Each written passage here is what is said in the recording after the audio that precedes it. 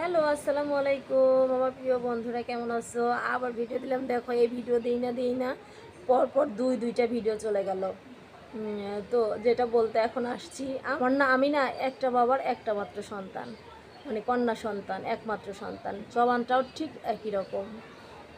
যে জঘন্য মানুষগুলোর থেকে মুখ ফিরিয়ে নিছি, এক বাপের সন্তান, একটাই সন্তান। তো সেই জঘন্য মানুষদের দিকে এই মুখ কোনো দিনও আর ফিরিয়ে নেব না।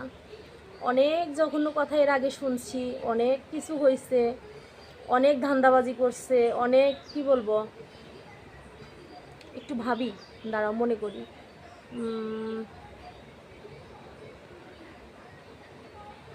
মানুষকে মানে কি বলবো কিছুই মনে করতে পারি না।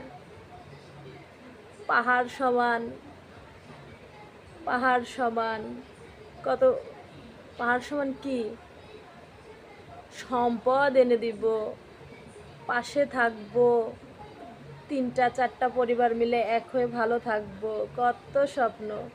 কি বলি মেয়ের বাবা, তুমি কি কিছু বুঝতে পারতেছো?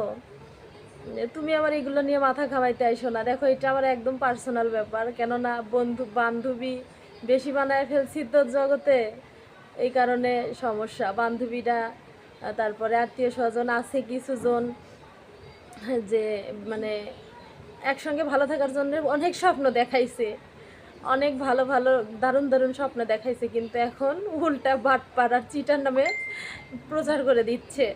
এই কারণে তাদেরকে বলছি, মেয়ের বাবা তুমি এগুলোতে কান দিও না, মনও দিও না, আমার মতো আমাকে একটু বলতে দাও।